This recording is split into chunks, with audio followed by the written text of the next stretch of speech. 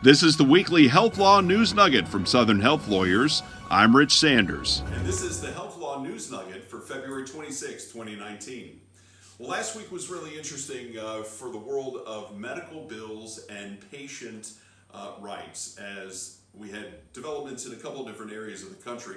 Most importantly, in the world of these kinds of negotiations and taking care of patients and their financial situations when heavy healthcare bills come due, the American Hospital Association last Wednesday sent a letter to Congress, a joint letter to Congress on behalf of all member hospitals, laying out the foundations for its policies or its policy ideas on what surprise medical bill legislation should include.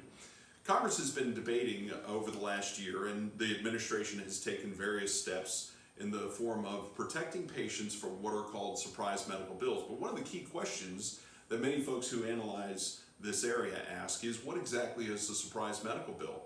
For those of y'all who regularly watch the News Nugget and work in patient financial affairs or medical billing at a hospital or medical billing for a physician practice, there shouldn't be any surprise from your perspective, because you say we take the patient's insurance card. If they have insurance, we let them know about copay and deductible. Then we send them a balance bill after the insurance company has paid whatever it's going to pay. Shouldn't be any surprise there. What the American people are telling Congress and the administration is, however, that when they get these bills, they're surprised because they don't understand the system.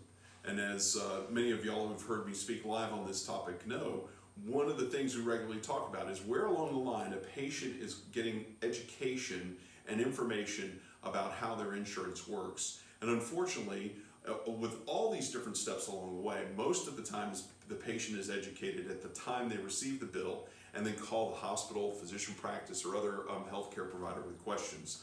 Thus, the nature of these bills is a surprise. So the American Hospital Association letter, the first thing it suggests to Congress is that whatever happens in this legislation, that the definition of a surprise medical bill is laid out in the law. There are other components as well, including ensuring patient access to emergency care, taking the patient out of the middle of negotiations between providers and health insurance plans, and ultimately giving some element of transparency to the whole process. But the significant development from last week is that the hospital spoke, at least through the American Hospital Association, with one voice to tell Congress that this is something that it recognizes Congress is likely going to be acting on in 2019, and the steps that Congress should take in developing this legislation. Everybody, thanks for watching this week. I'm Rich Sanders with Southern Health Lawyers. See you again next week.